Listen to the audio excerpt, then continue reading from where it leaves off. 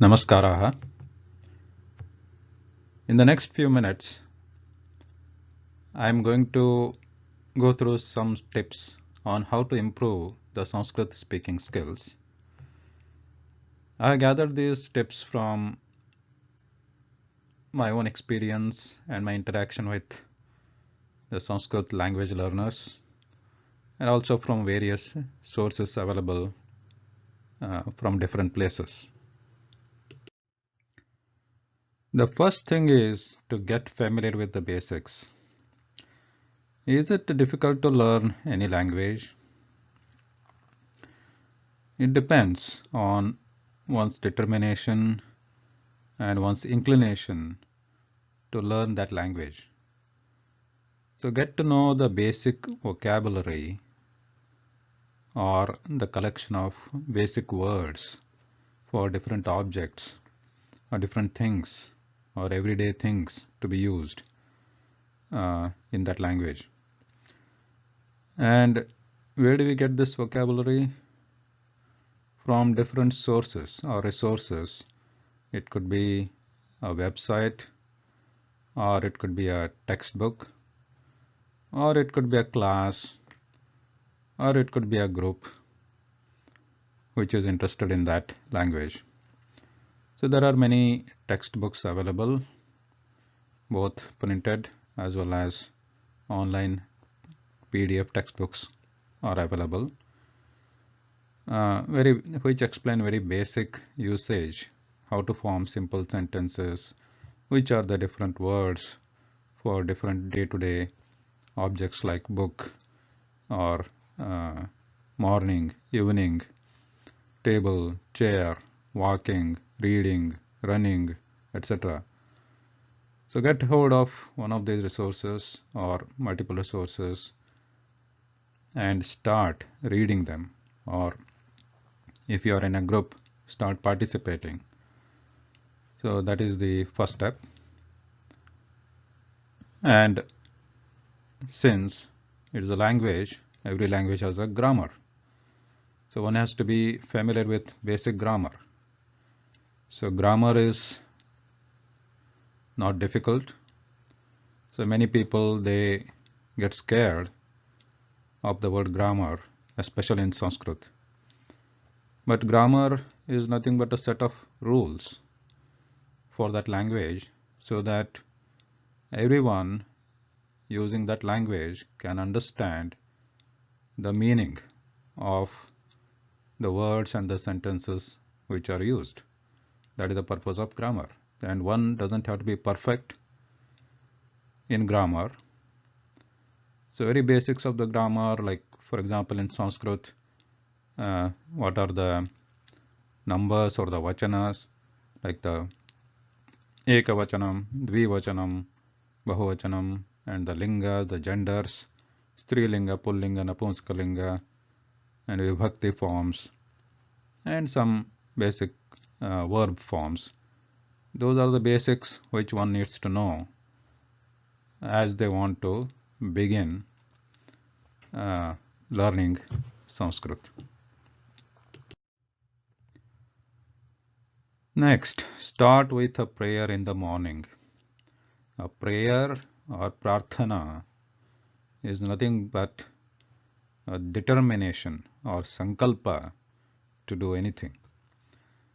So if you are familiar with a stotram like Ganesha Vandana, etc., whatever your favorite prayer or prarthana is, you can start with that early in the morning. And also determination, do a sankalpa in your mind that you are going to make a sincere effort towards learning Sanskrit or using Sanskrit. Aham adya Sanskritabhyasam karomi. That is the determination that one should start a day with. The next step is to start replacing the words in our thoughts or mind.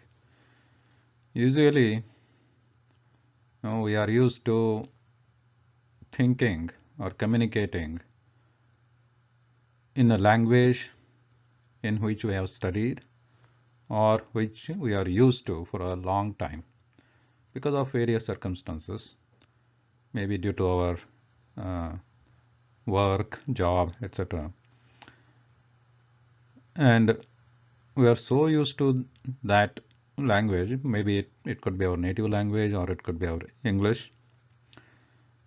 So we are so used to it that even when in our mind for thinking we use that language. Suppose if we want to uh, go to school, so or we want to send our kid to school, or we want to eat something, so we'll suddenly start thinking about, oh, let's eat rice. Let me eat rice. How beautiful is the picture? Something like that. Something like that. We always think, or we are used to think in the language which we generally use every day. So now that needs to be replaced. The language or bhasha lives in the usage or expression. So we should start replacing those words in order to get comfortable with the new language and also increase our vocabulary. So one by one, start with the single words. Now, for example, we want to think, I would like to eat rice. So when this thought comes to mind, we should think which are the different words that could be replaced, that we have the equivalent words for those words in English or your native language in Sanskrit. For example, for the rice, we can replace it with annam, odanam. I want to eat rice. So for the I one, I can replace it with aham. Rice I can replace with annam.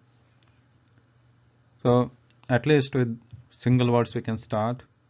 Aham, annam, wants to eat. Suppose I don't know how to say want to eat. I want to eat rice. Aham, want to eat rice. So at least with single one step at a time, we can start with single words and then gradually move on to replacing multiple words like aham annam khaditum ichhami. Ichha is for wish, khaditum to eat, aham annam khaditum ichhami. So that makes it the whole sentence. Another example, if you take the picture is beautiful. So if you want to replace, at least for picture we can replace it with chitram. That chitram is beautiful, or that chitram is sundaram. We can replace like that on the next word sundaram for beautiful, and then we can start forming the words. That, to that we can replace it with tat. Tat chitram sundaram. So start replacing in your everyday word. For example, if you are asking somebody or if you are thinking like where is the water. So for water, what is the equivalent word? Jalam. So we can start with where is Jalam? Or then there comes for where. Equivalent for the replacement of where is Kutra. Kutra Jalam. I will go in the car. So you can start replacing with aham gachami. Aham is again I. Aham gachami. that book is big. Again, that we know already, that for that the word is tat. Book, if you know book, pustakam. And big, one may not know what is the equivalent or the same word for the big. You can still keep big in your mind.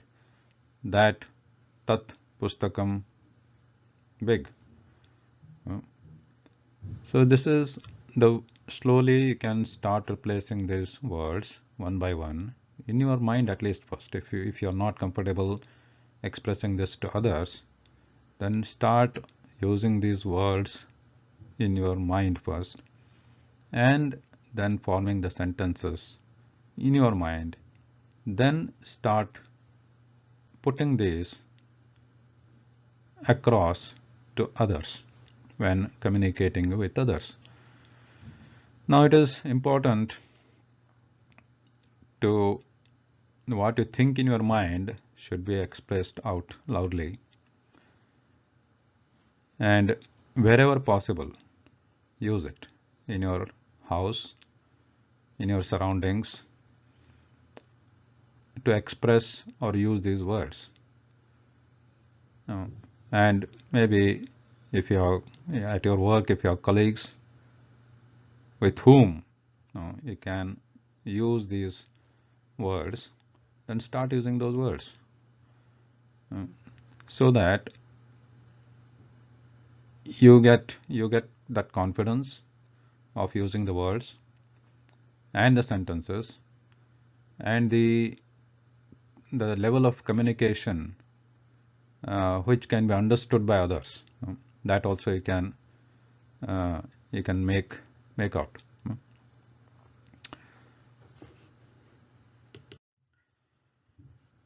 The next one is the use of dictionaries. The initial stages when one starts to learn a language, one is inclined to use bilingual dictionaries. For example, in this case, English to Sanskrit dictionary. Suppose one is familiar with the English language, then one looks up the word, the English word in that language, and then try to figure out what is the word for that object in Sanskrit. For example, if you want to look up water, English to Sanskrit dictionary, we look up the word water, and then the dictionary might show the word jalam for that water. Similarly, if you want to look up the word book, then the dictionary might show the word pustaka for that word. So the initial stages, it may be good to refer to the bilingual dictionary, but the next step, the next stage, is to do away with that bilingual dictionary, because this is a very important step, because dependency on the bilingual dictionary is very, very harmful.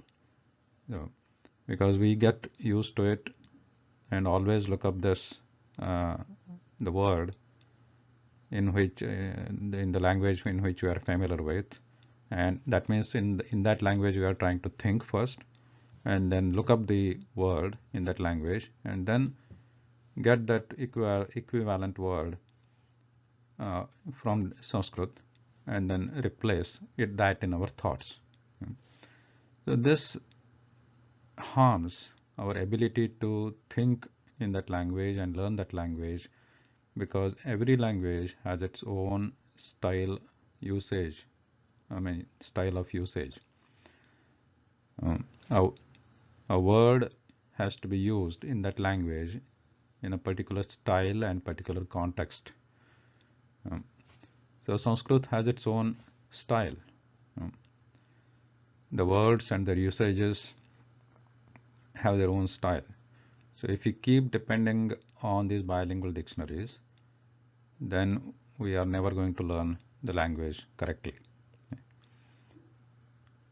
So in the initial stages, to add more and more words to our vocabulary, or at least the basic words to our vocabulary, it may be good to start with the bilingual dictionary.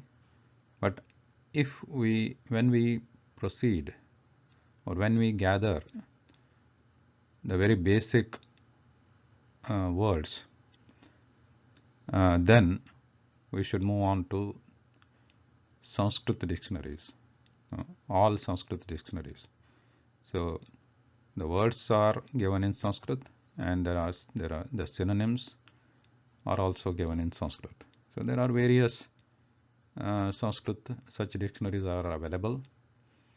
For example, sanskritdictionary.com. There are online dictionaries are also there. For example, this one, sanskritdictionary.com, in which you can look up, you can type a word in Devanagari script, and also you can get the output in Sanskrit itself. So for example, if you look up the word Raja, it will give different words, different synonyms called Drupa, Rat, Bhupati, etc. So this will enhance our language skills and also increase the vocabulary exponentially. And also most of these dictionaries, they also give the origin of those words in Sanskrit, how those words are formed, what are the root words, and how those words are formed, and what are the possible different forms of that word. So by referencing these or referring to these Sanskrit dictionaries, our language skills and the depth increases to a great extent. The online dictionary examples are like sanskritdictionary.com, and there is essay.wiktionary.org, which sources its synonyms and the forms from different Sanskrit dictionaries. There are famous dictionaries like Vachaspatyam and Kalpadrama. So that is a good source. And also, if you want to use offline dictionaries, I have prepared a different YouTube video on how to install offline dictionaries on your mobile phone. So the link is given there. So if you are interested, you can watch that. So it is important to use the Sanskrit dictionaries in order to think in Sanskrit and increase the knowledge of Sanskrit. I can give you a couple of examples why translating word to word is not a good idea. The first one is, if you look up the word close in the English Sanskrit dictionary, if you look up this spokensanskrit.org website, you will get the Sanskrit equivalent of saying nibida and also pidhana. Both are having different meanings in Sanskrit.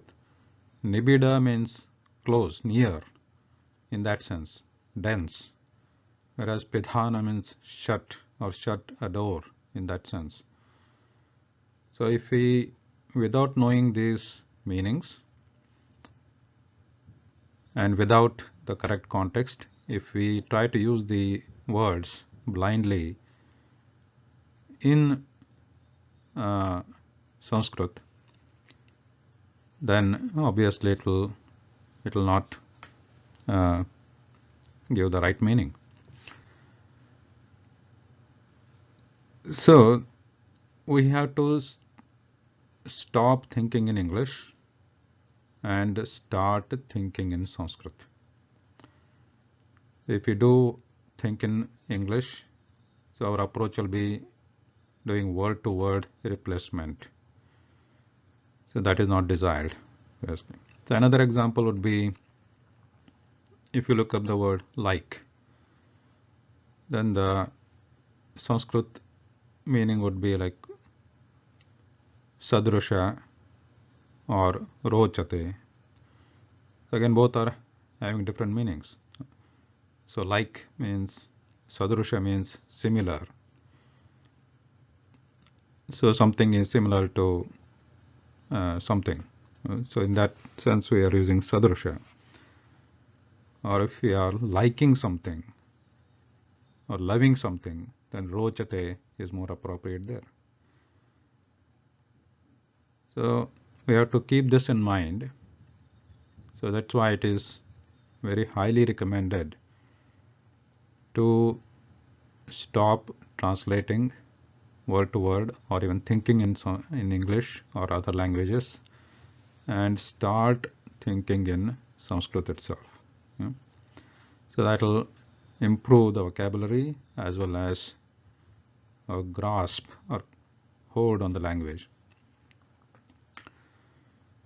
The same thing with the next tip would be, do not try to be perfect. As the sayings go, perfection is the enemy of progress, or the perfect is the enemy of good. So initially, when we are trying to learn any language, our grammar won't be correct, the use of words will not be correct, the style of usage will not be correct. But unless we start using the words or using the language in practice, we will not achieve any progress. Forget the perfection. So even highly skilled, highly read scholars in Sanskrit or any language, there are bound to be some mistakes. There are bound to be some imperfections according to the grammar of that language or according to the usage of that language. But we should start using the words, the language, to the possible extent. So over a period of time, the progress will be made, though it may not be perfect, but there will be certainly enhancements or more control, more grasp over the language. So initially we may not be familiar with, or we may be mistakes in the use of linga, gender and vachana, because many of the other languages may be having a different structures. So they may not be having dvivachana, or they may not be having then they may be having a different style of using the genders. For example, in Sanskrit, in English, all the inanimate objects are mostly used as neuter or napunsakalingam, but whereas in Sanskrit, many of the living objects, they are also referenced by as napunskalinga, or neuter objects, neuter gender. So these are some of the challenges one might face while starting to use the Sanskrit language. But as the time goes by, one will be having more and more knowledge and will be able to use these structures correctly. The next tip is about the fluency in a language. The fluency is not about having a large vocabulary, but being able to describe an object or a situation using the limited vocabulary one would have. So try to continue the sentences, or try to express a situation or what you want to say, put it across in the given limited number of words that one might have.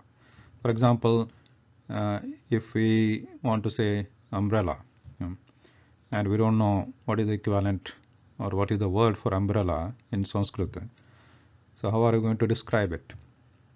Yeah. So you might be knowing the word for sun, so we can try to say a vastu which is used to protect from the sun, to be in the sun, or to cover from the sun. So there could be many ways which an object can be described. So you can try to do that. For example, avaranam, surya prakashe avaranam, surya prakashat rakshanam, suryat rakshanam, surya prakashe gamanaya sadhanam. So there could be, we can try many other ways with the words which are already known to us. So that way our skills of using the words will increase, and also in that way we could learn more words also, or more synonyms also of that word.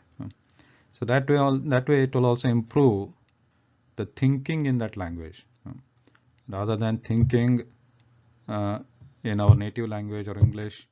So suppose if you are stuck, we don't know umbrella. So if you want to say, give me the umbrella, so then we'll be stuck. We don't know what to say.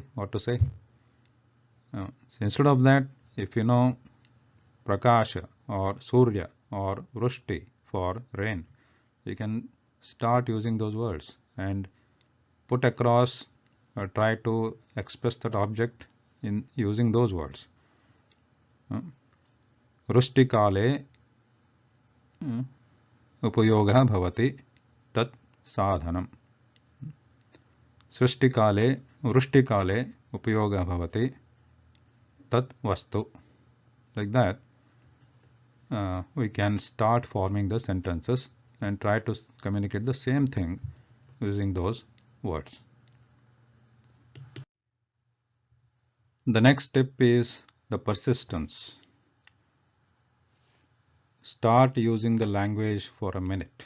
So you decide within a minute we are not going to use any other language but Sanskrit.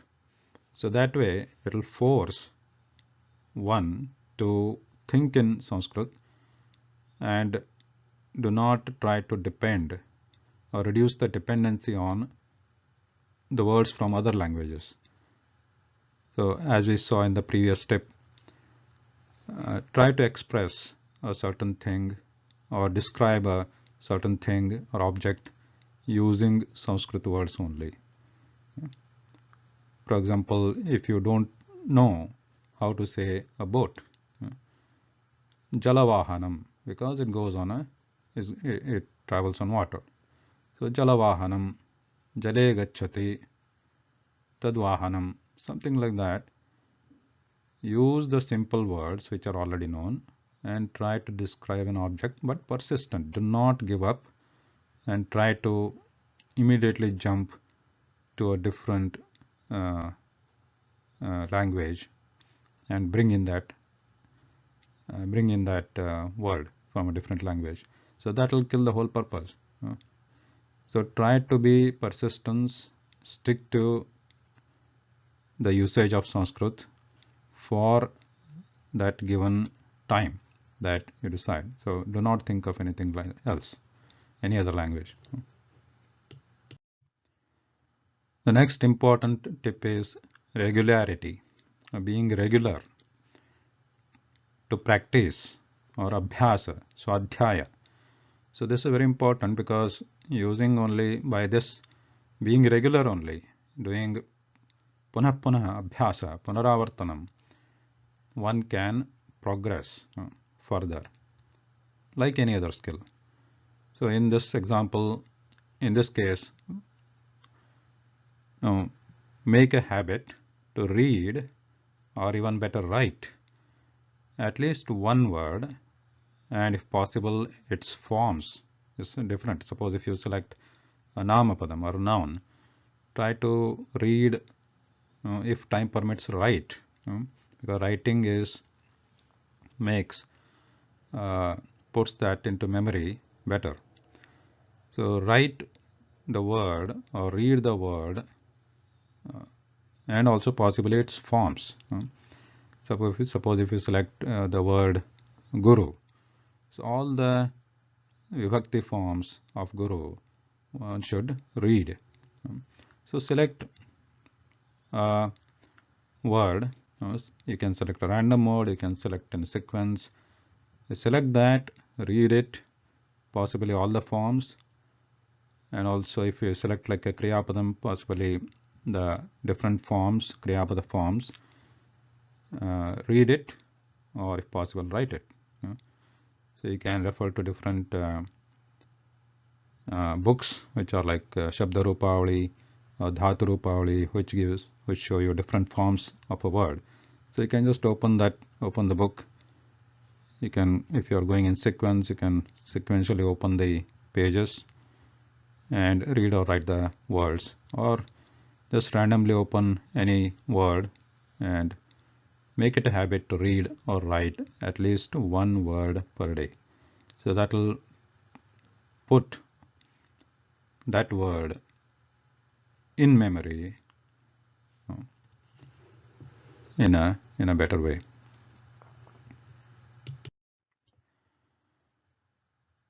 A language is good only if you use it, and that is to practice it.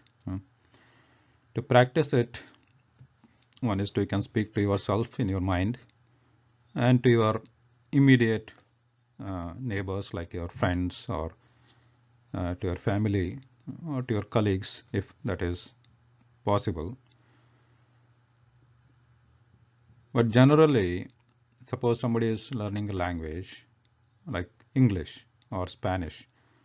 So if one is surrounded by that community, and then that is put into use, so then one can also practice talking it, speaking that language, or also by hearing how the language is used by members of the community.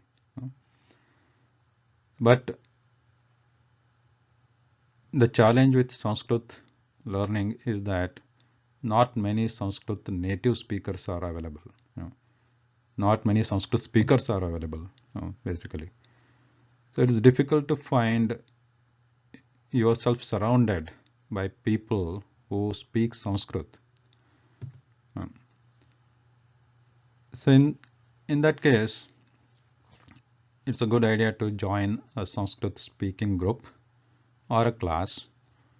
So these may be available in your city or neighborhood where you live, or there could be some online or phone groups or opportunities available, like we have this Vadatu Sanskritam phone group,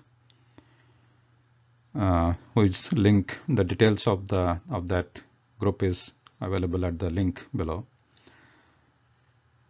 And also use it. Use. This is very important. Underline. Use the language wherever possible. By using it more and more, the grasp or the skills can be improved. अस्तु, धन्यवादः, नमस्कारः.